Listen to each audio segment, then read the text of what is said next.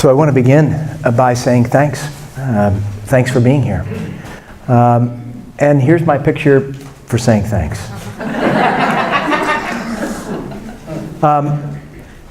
When Atticus Finch is in that courtroom, he doesn't know his children are in the balcony watching. Jem doesn't know that Atticus can grab a shotgun and take care of that rabid dog. His kids don't know how he got to be the Atticus Finch that we read, if we read the book, see in the film. Beautiful realization of that book. Why is that? Because Atticus has been formed. When the rabid dog arrives, he's ready. When the challenge of his lifetime comes in that courtroom, he's ready. And his children are watching, and that's how they're formed. But you don't get Atticus Finch if he hadn't done his work. Now, we don't know what his work was. That's not a part of the novel. But you know he did his work. And because he did his work and lives the life he lives, his children are there to watch. This is the way most formation happens. Father Hill talked about it in his homily this evening. St. Francis walks through town. It is the lives that we live when our children are watching. It is formation by osmosis that really is the most powerful, by that personal presence one to another. So I'm saying thank you because you've decided to spend an evening working on your own formation. Maybe something that I say or that you hear in the evening will take root, but really it's God walking with you and you setting aside the time. So thank you. Let's begin with this metaphor of journey before we get to pilgrimage. I'll tell you about this road in a second, but it's a road. And it calls to mind your life. The road for you began in a particular place and time, under very specific circumstances unique only to you, and your journey will end in a specific place and time that hasn't been revealed and that all of us sometimes find ourselves thinking about and wondering about. There's our journey. If you think back on the journey of your life, and that's how I'd like to begin with a little exercise here, I'd like for you to think about your life as a journey, and I'd like you to start going back from this moment in time. If you could watch it like a film going in reverse, start doing that now. And what I'd like you to do is to stop at one, maybe two at most scenes. Have you got that projector going? Start rolling it back. Stop somewhere. You may not even know why you've stopped where you've stopped, but stop that film. Take in the scene. Call to mind the people, the place, the circumstance. If you'd like to roll that film back again, maybe roll it back so that you get into your youthful years, somewhere in adolescence or childhood. Stop that film again.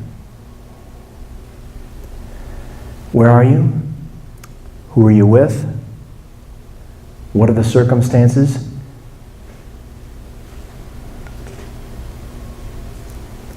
Stay with that in prayer for just a minute.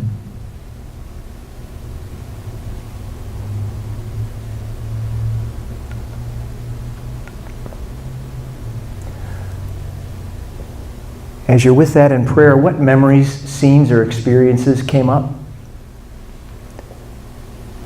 Even in these few seconds, where is that prayer going? Do you feel a prayer there? Are there words? Are there things that God is saying to you that you're saying to God? Are there thoughts and feelings that surprise you? Does it feel fruitful to do that?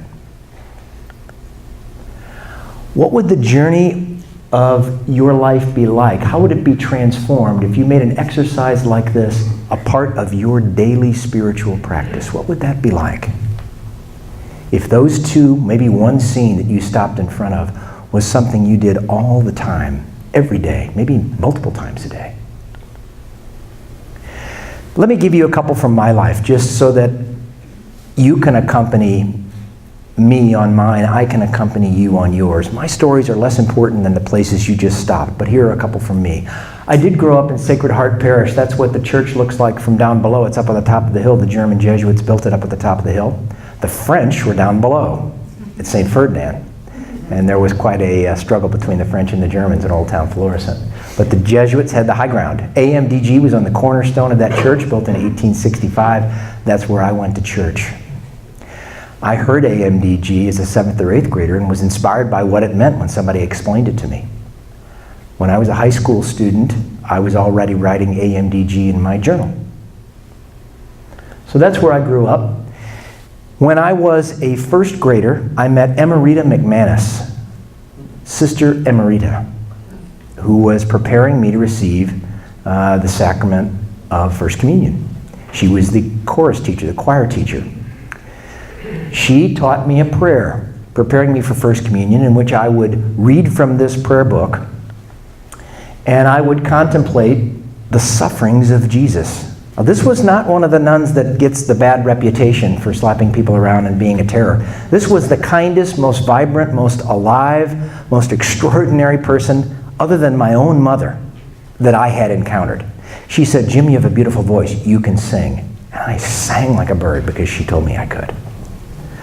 So this woman had a spectacular influence on my life, but she gave me this prayer book, and I would kneel down after receiving First Communion, and I would read a prayer. I now know it's from Psalm 22. "They have pierced my hands and feet, I can count all my bones." I'm a 1st grader, all right? "Our sins have marred the glory of thy most holy face, yet angel choirs adore thee and tremble as they gaze." This was my favorite song when I was a kid. "O Sacred Head Surrounded." Knocked me out, had no idea why. But it was meditating on the sufferings of Christ as this little person. All right? Sister Emerita didn't leave it in the prayer book. She said, "Jim, every time you meet a suffering person, that is Christ. That is Jesus for you. And you, if you take care of them, you are Jesus for them." This is what this woman said to me. So I went out onto the playground several days later and saw Bobby. I would give you his last name, but he's out there somewhere, and I'm going to protect his anonymity. Bobby was on the swing, and he'd been pushed off the swing, and he had a big scar on his face from the asphalt, and he was blubbering. So I gathered him up. The kid had big ears, which was why he was pushed off the swing, right? You have big ears, you're a target. So I gather Bobby up, I bring him inside, bring him to the nurse, get him all cleaned up. This was for one reason, folks. Sister Emerita told me to. All right? This was Jesus. It's time to kind of deliver on the deal. I'm praying this prayer, right? I met Bobby. I almost revealed this guy's last name. I met this kid. I live in a very rough North County neighborhood. Lots of fights, lots of sort of roving gangs of people gonna surprise you and take a nickel out of your pocket and beat you up. This is what life was like for me in my upbringing. Well, then I had bad numbers one day when I only had a couple of people in my group and he had 5 or 6, and we were face to face, and he recognized me from probably 7, 8 years before. And we had a little glance between us, and he let me alone. He left me be. We didn't say anything, but we knew. I went back to meet Emerita McManus in 2003. She'd been on my mind for decades. I kept praying that prayer up through 4th or 5th grade. Even when I didn't have the prayer book anymore, I had it memorized. I kept praying it. By the time I got to high school, I was occasionally telling people about Emerita McManus. By the time I got to college, I was starting to sort of refer to her in talks. By the time I got to be a teacher, she would come up in my commentary every now and again. Finally, I was sitting across the table from my mother one day, and my mother said, she's probably still alive. You should go see her. So on Valentine's Day, 2003, I went to see Sister Emerita. And she came out of the monastery, the cloister there. And I guess she was on a retreat, in fact. And she came out with a little brown book in which she had the names of every person she'd ever taught. And she couldn't find my name, and she was very frustrated. I said, well, Sister Emerita, you didn't have me in class. You were just my communion preparation person, and you taught me to sing. We had this fantastic day together. She was as incandescent as I remembered her being. You know how you never quite know whether that person you remember is the person you remember? Well, she really was. It was an extraordinary thing. I'm going to give you a second pause in my movie. I was a freshman in high school. One of my early days of going to high school at Prep Seminary North. And I lived in this very plain house here. This is the actual house I grew up in North County. And I walked out that door and I got into an automobile driven by a sophomore who had no use for me whatsoever. All right? This guy was super cool, smoking a cigarette, window rolled down, and didn't even give me the time of day. His mother said I was in his carpool, I had to pick me up, so he was going to pick me up. But when we closed the door, for months, this is what I heard. You know this record? This is the greatest rock and roll record ever composed. All right? This is Who's Next. And the guy's not saying a word, so I'm staring out the window at the sky. But meanwhile, I'm listening to this music and something is happening inside of my chest. This music is messing with me. I don't feel like I'm in Florissant. I feel like I'm wandering around in the Rocky Mountains. The sky is bursting. I mean, I'm growing up, right? I'm feeling all kinds of powerful things. I eventually get around to reading the lyrics on some of the songs on this record. I sing my heart out to the infinite sea. I sing my visions to the sky-high mountains. I sing my song to the free. There were reasons why this record was getting to me. It's a very passionate record. And although The Who were some bad dudes back in the day, if you remember the album cover to this, they're peeing on a big slab of concrete, right? Which frightened me, you know, because the hippies were scary people to me. But that moment on my journey, I've actually prayed about it. I've gone back to it. I've thought about it. The kids love when I tell this story and play them some Who, which I did several weeks ago when I gave a talk. Those are two stops on my journey. Where did you stop? What do you need to pray about on your journey? I think God was with me, not only in Emerita McManus, which I know for sure, but in The Who and in that car with that smug sophomore riding on my way to school every day. Let me tell you about that road. That road that I've been showing you is the Natchez Trace. The Natchez Trace is a 400-mile-plus national park that goes from Natchez, Mississippi, all the way to Nashville. And it's this little corridor of wooded wilderness. And you're driving through in your car, and every now and again you come to a historical marker, but there are no other signs. It's hypnotic. It was beautiful. It really caught me. That's why I got out of the car and in the middle of the road took that picture that I've been showing you, that you'll see one or two more times. And it really struck me as a metaphor for life. Where am I going next? What's the next turn in my road? Where am I coming from? Where am I going? It really spoke to me as a metaphor. Well, the Natchez Trace is really cool because it's built parallel to the Mississippi River. This is a picture I took of the Mississippi from up above Natchez.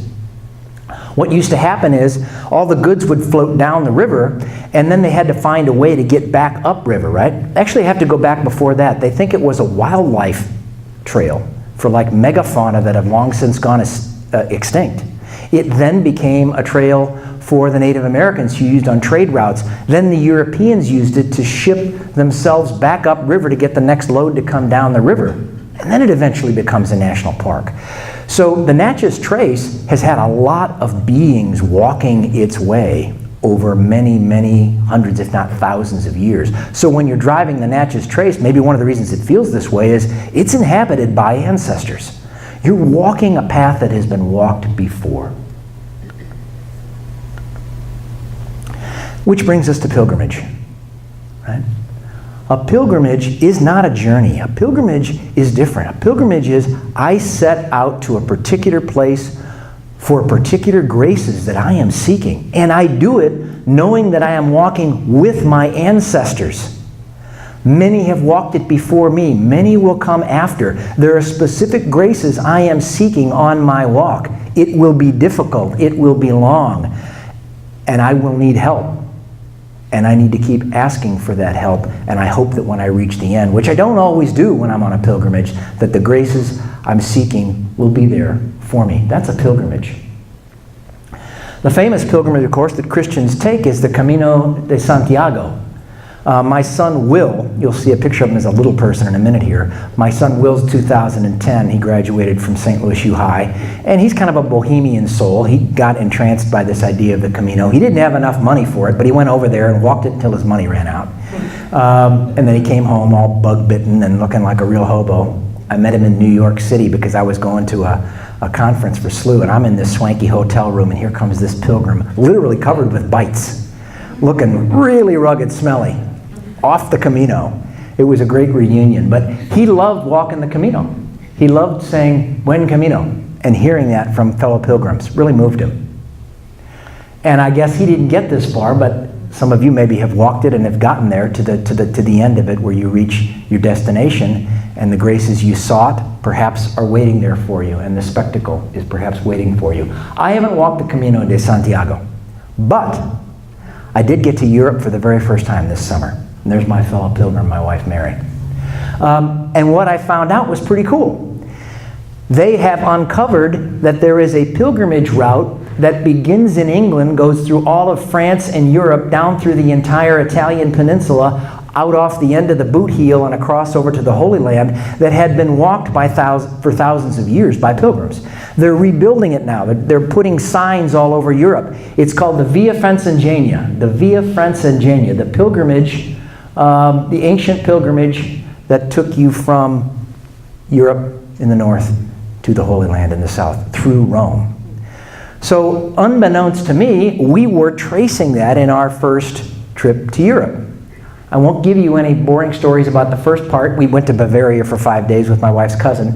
And I didn't get to show many people my pictures, so sorry, you guys are held hostage. You're seeing some of my pictures, all right? I went to Florence. I'd been waiting my whole life to go to Florence, and it did not disappoint. I went to Siena. I didn't expect Siena. I didn't know what I was going to meet in Siena. I hadn't done a lot of deep homework about Siena until I started reading Rick Steves, and he was kind of my partner with my wife in Siena. Siena was unbelievable, beautiful. That's the Campo, the big square. I drove through Tuscany and Umbria by car. And I was waiting for that. And I was in search of a couple of particular wines. I didn't get one, I got the other. We got lost. There was a bridge out. My GPS went out. So Umbria and Tuscany didn't quite go the way that I wanted them to, but they were beautiful. And I was driving the Via Francigena. I went to Assisi. And Assisi was really beautiful and really moving and really peaceful and scenic. And I finally got to Rome. So this was pretty glorious. I was walking this route, driving this route, walking some of it. I was a pilgrim and didn't really know it. Those are most of the pictures I'm going to share with you. But let me tell you about some pilgrimages that I was on, because I think you need to share the story of your pilgrimage. If you've been on a pilgrimage, make sure you tell people about it. So I'm going to go first tell you a little story about being on pilgrimage with Michelangelo et al. All right? I went over there to see a lot of art, and I was ready for Michelangelo. I'll come back to him in a moment. But I'd forgotten about Botticelli. Botticelli blew me away. So beautiful. For Mary and I, this was our favorite painting of the trip almost, Spring. Botticelli's Spring. I couldn't even get close to the canvas. I mean, people were crowding around the thing. It was that dramatic. It was that beautiful. The Crowning of Mary by Botticelli was just unspeakably beautiful. There's something so gentle and transcendent and human about it. Really loved Botticelli. On my pilgrimage for art in Europe, I wasn't expecting Botticelli, but Botticelli was there and it was beautiful. I'd forgotten that the very first painting I learned and studied was School of Athens by Raphael. There's a Raphael room in the Vatican Museum. When I came to the Raphael room in the Vatican Museum, I was stopped short. The breath caught in my lungs. This is a painting which depicts all kinds of great classical figures of wisdom and learning, but they are redrawn as the great Renaissance masters. So that's Leonardo there playing the part of Plato. All Right? So you have to have kind of a coded guide to this.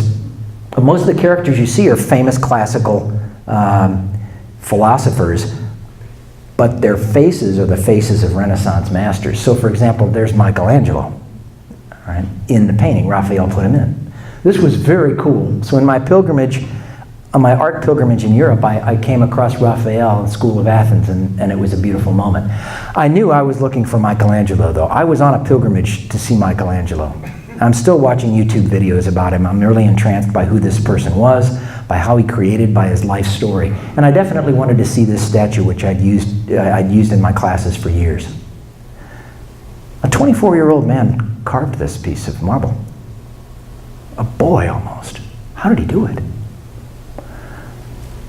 People have written books about this. I'm not going to say much, except that in order to get the effect that he wanted, he had to distort this figure quite severely. If Mary were to stand up, imagine that now, if you look at this and picture her standing up, she's a giant. You don't hold a fully grown man on your lap. It doesn't work. She's a mountain. He's a river. I could go on, but this is a piece of genius that can't be captured in words. And on top of that is the Christian story, and human suffering, and the natural world, and the travails of creation. You go on and on. It is an incredible piece of art for a reason.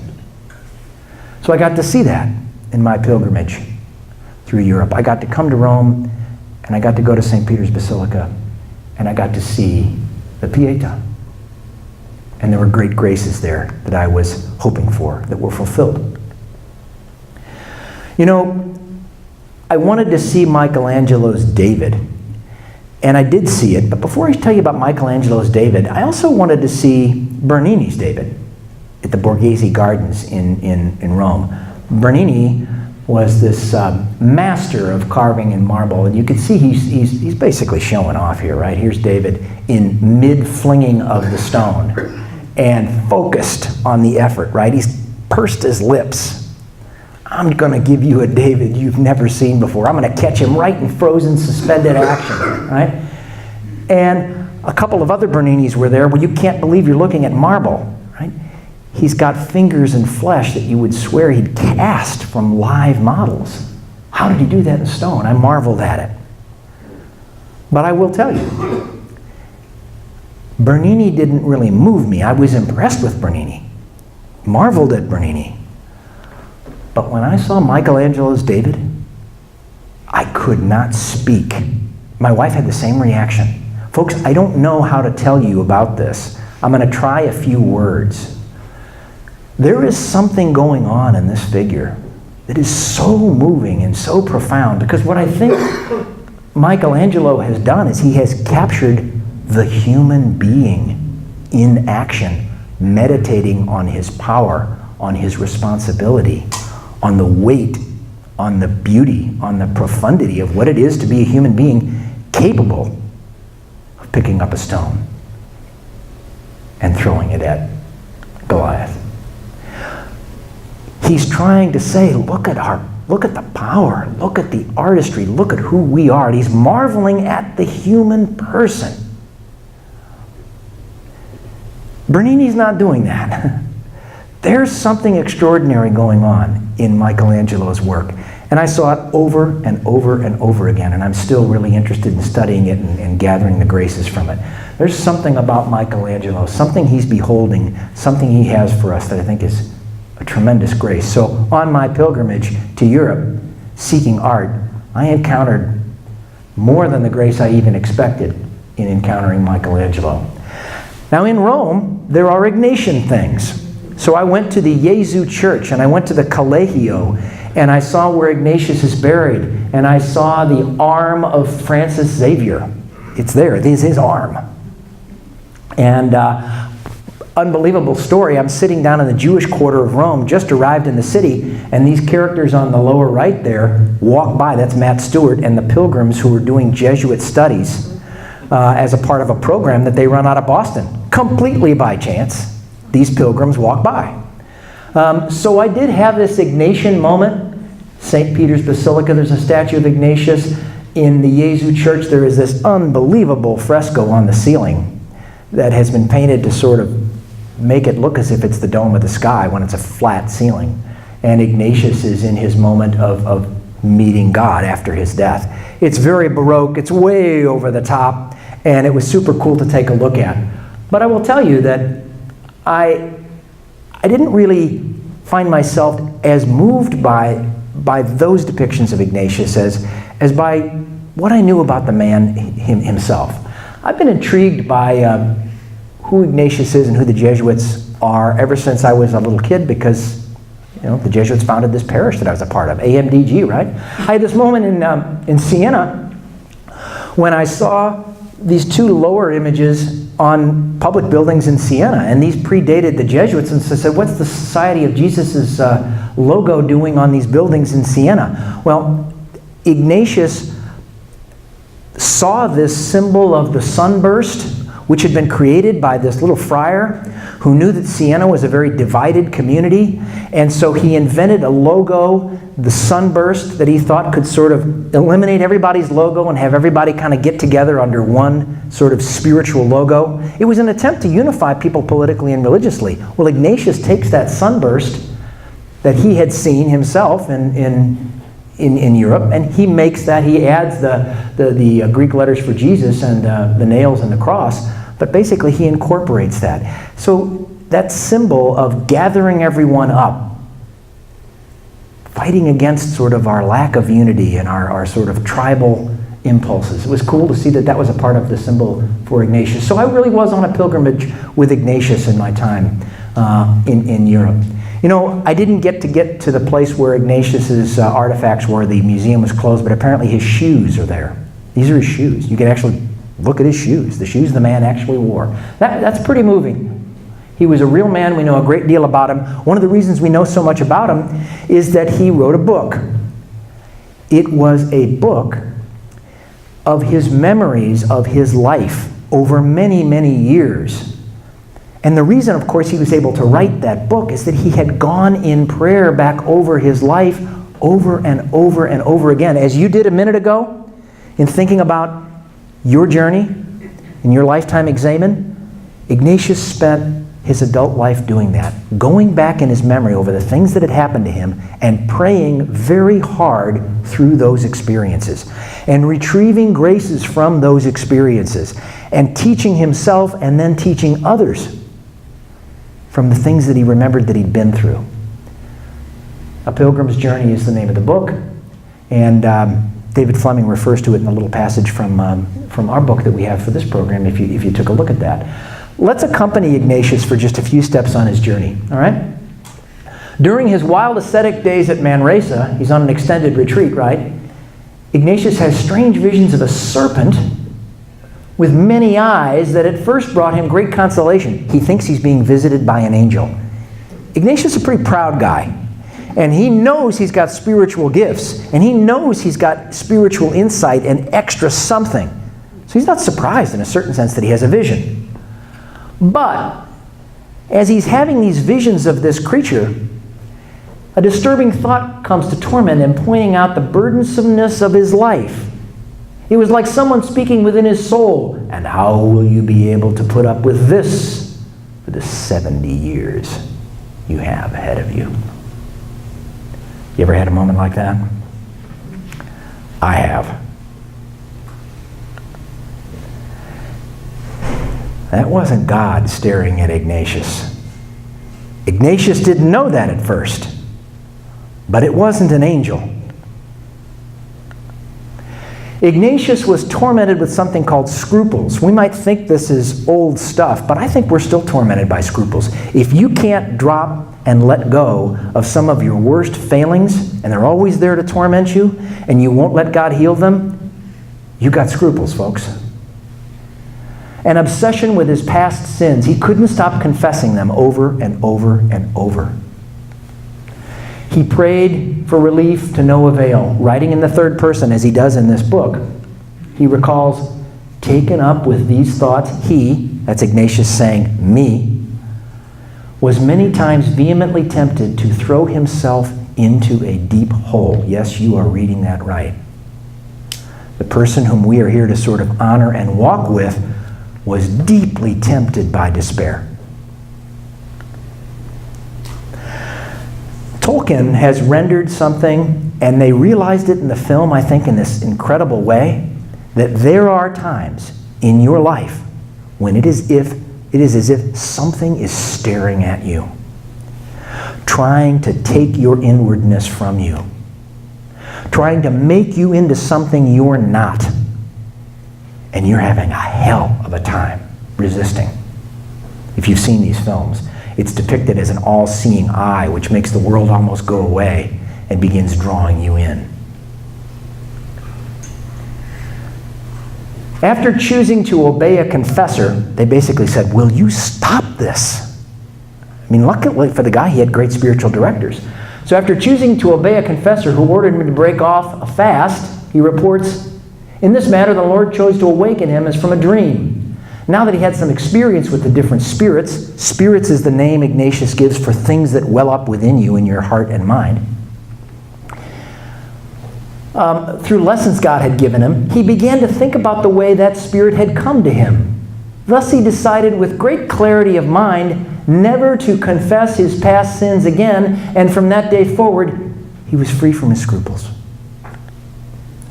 Immediately after that, he records this. Reflecting on his loss of sleep due to long bouts of prayer, he came to doubt whether those lights, those red eyes, came from the good spirit. He concluded that it was better to set them aside and sleep the allotted time.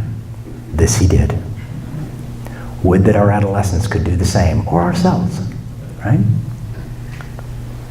Sometimes it's time just to go to bed. Now, Ignatius was a mystic. We're not at his level. We don't have his level of spiritual gift. But we need to remember mystics earned their way to deep mysticism and faith with God through ordinary experience, through struggle, through suffering. Right? The spiritual exercises, his publisher and marketer probably didn't like his title because it's clunky and long. Exercises to overcome oneself and order one's life without reaching a decision through some disordered affection. All right? Can you shorten that up, Ignatius? You're killing me here. All right? But every word of that is what he wants to say. Our affections, the things we're attached to, get disordered. They get attached in the wrong place to the wrong thing. And we got to work hard to disentangle ourselves from those things so that we can respond in love and freedom to God. That's what the spiritual exercises are. Ignatian spiritual formation asks the retreatant to accompany Jesus in order to develop an awareness of and openness to God's grace in the midst of all things, that's everything we experience. Particularly, this is so key, David Fleming talks about it, you've probably heard about it a number of times. Maybe it happened to you a moment ago when you were reviewing your life and your examen. The inner movements of heart and mind. Folks, those things that come up in your heart and mind, those need to be the stuff of prayer, even though some of them are difficult. So that we might discern in our pilgrimage through life a way to make a unique, creative, and free response to God's love in service to others. There's Ignatian spirituality. It is Francis's feast day, so I have to sort of have at least a little mini pilgrimage with Francis as well, right? I did get to Assisi. Assisi is beautiful. It sits on the side of this hill. It is so picturesque, so wonderful. It totally charmed us, Mary and I. People come here by the millions. They come in buses and they walk up this path, and then you come to this plaza. Down below is the church that was built not long after Francis died. It's got Giotto's frescoes in it. You can't take pictures in there. I'd come a long way to see those, and I wanted to take some pictures, but I was really glad that I could set my camera aside and just take them in. And then up above is the new church that's been built on that very same site. It's two churches in one. And you do feel like a pilgrim, and you're there with other pilgrims getting a picture taken. It was really pretty cool. And I grabbed off the internet some of the frescoes that are there, Giotto's frescoes. Giotto was important because he was really depicting human beings as human beings, not as icons. As if to say, it is in the encounter with who you are as you move through life as a real person that God is to be found. And so was Francis. Francis on his deathbed here. But Assisi was really peaceful. I felt like I could be with Francis in the olive groves almost as much as anywhere else. His presence of simplicity was really there. The fields below you in Umbria, a guy reading the paper. It was that kind of place. I would urge you to go. It did not disappoint. I met a person who I think basically was St. Francis on my pilgrimage. This is Andre.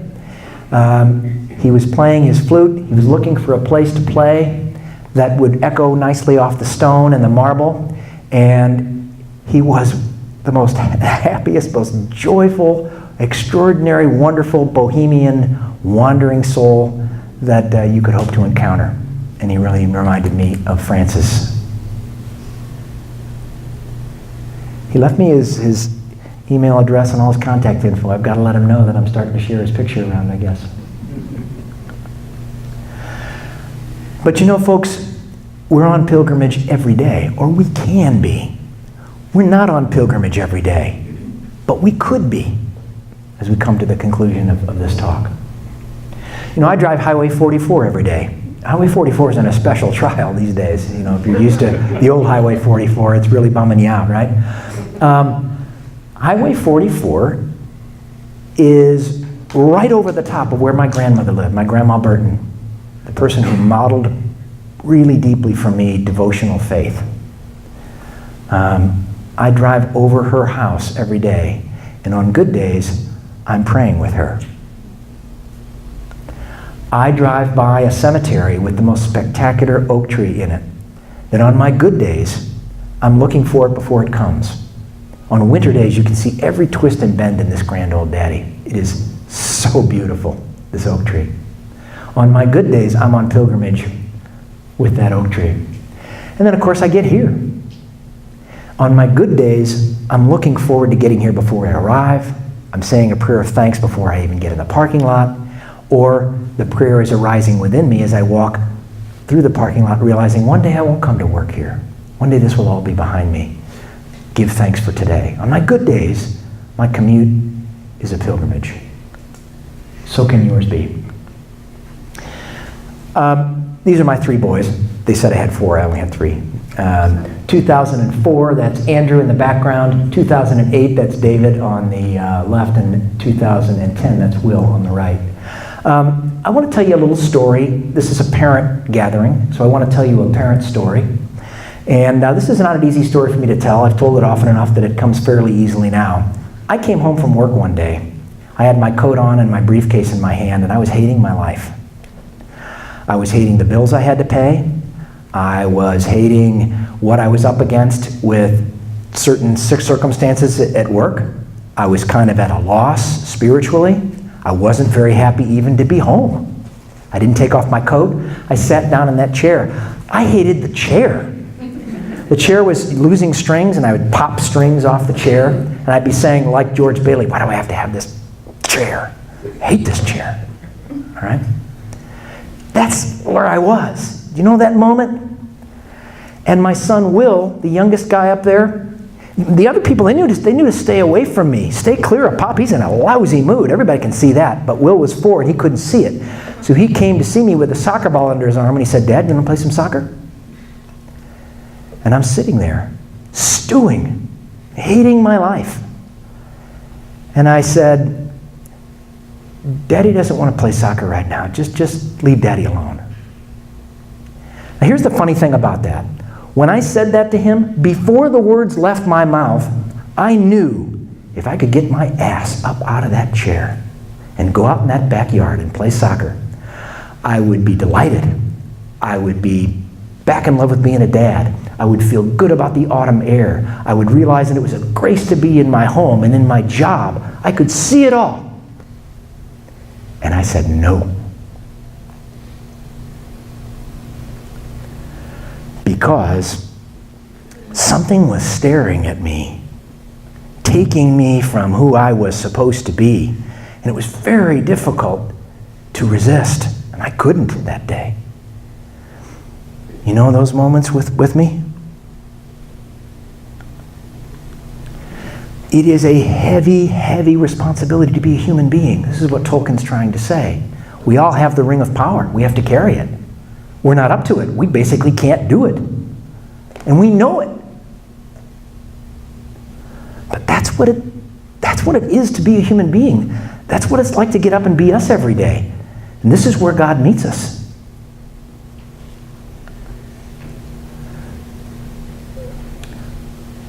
After that story with my son, I found myself praying this psalm, and I understood it. I wanted to paint it on the lintel of the stairway, leaving the second floor, going down to the first floor. My wife just said, no, we're not doing that. So I just painted it there in my imagination. Every time I go down that stairs now, it says, if today you hear his voice, harden not your hearts. And it has really helped. Because it's there. As fellow pilgrim parents, why don't you take a moment now to pause in prayer with the psalmist? When have our burdens felt too heavy, our hearts too hard to respond to God's invitation to grace, freedom, and healing? Can you go to that place for just a moment?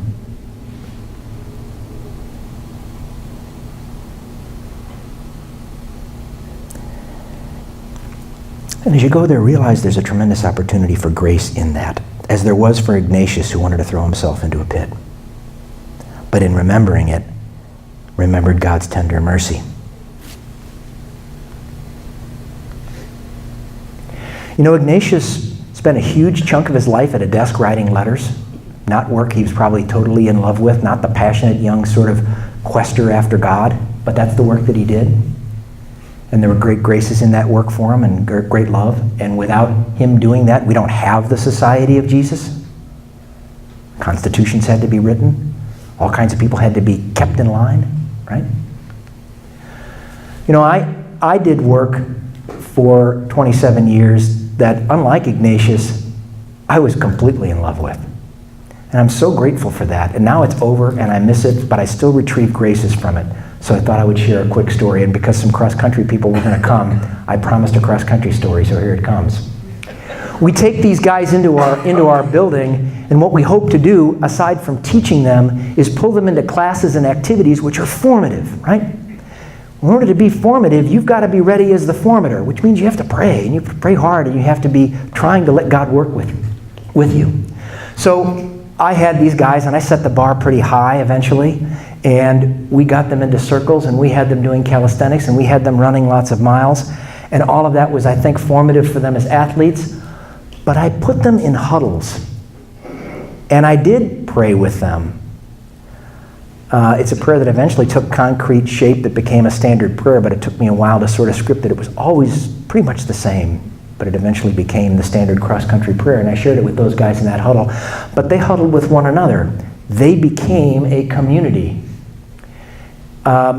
Eventually, a kid that went to art school painted this for me.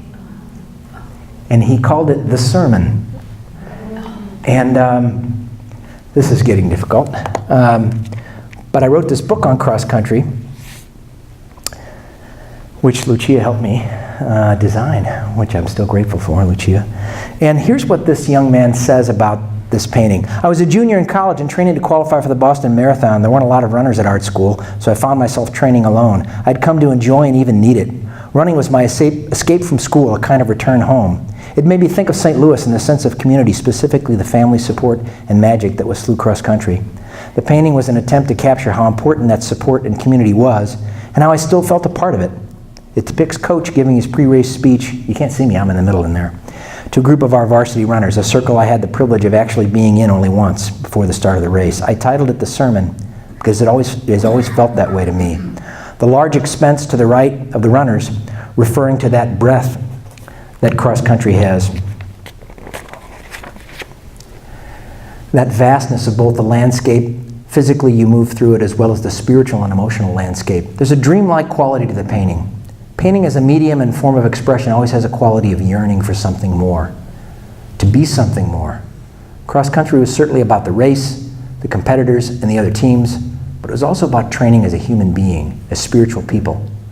I believe everyone who goes through our program and gives themselves wholeheartedly to it is rewarded for the rest of their lives. Now, I'm embarrassed to read that because I want you to know that is not me. There was something a whole lot bigger than me going on in SLU cross country, but I sure was grateful to be a part of it and to know that it meant something like that for a young man.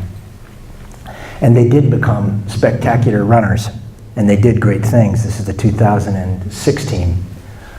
But it's who they became and who they became together and how God worked with them that I treasure so much and go back in my memory to retrieve graces from. Sometimes graces I really need. So we are all on pilgrimage in Christ as church. And when I went to St. Peter's, and that was before some of the more recent chapters that our church is suffering through, even then I knew we're suffering as a church. And for all the beauty of our history and the grandiose edifice of our church, we're suffering through self-examination and doubt and a crisis of faith. And it's a desert time for us. But the desert time is beautiful. And the desert time is fruitful. And the desert should not be avoided. It should not be dodged. The spiritual fruits to be gained there are absolutely essential for the faith of tomorrow. Pilgrims have a set destination, though the roads may be varied. For Ignatius, the spiritual life is a true pilgrimage, requires not a map, but a way of proceeding to get to the destination. That's what David Fleming says in our book for today. Well, that way of proceeding is in imitation of Jesus. These are the words of Christus factus est. Christ became obedient even unto death, death on a cross, so that his name every other knee should bend. This is an ancient tradition. It's a beautiful tradition. It's a tradition that can still feed us. It's a tradition we can still walk in. It is a pilgrimage we can still walk. It is a beautiful pilgrimage, even in the desert time.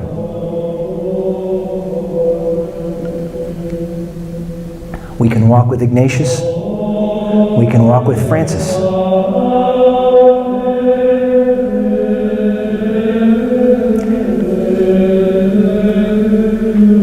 Lord, make me an instrument of your peace. Where there is hatred, let me sow love. Where there is injury, pardon. Where there is doubt, faith. Where there is despair, hope. Where there is darkness, light. Where there is sadness, joy. O divine Master, grant that I may not so much seek to be consoled as to console, to be understood as to understand, to be loved as to love. For it is in giving that we receive. It is in pardoning that we are pardoned. And it is in dying that we are born to eternal life. Spiritual life is a pilgrimage, if we can bring the consciousness to it and the practice to it. I invite you to that, and thank you all for being here.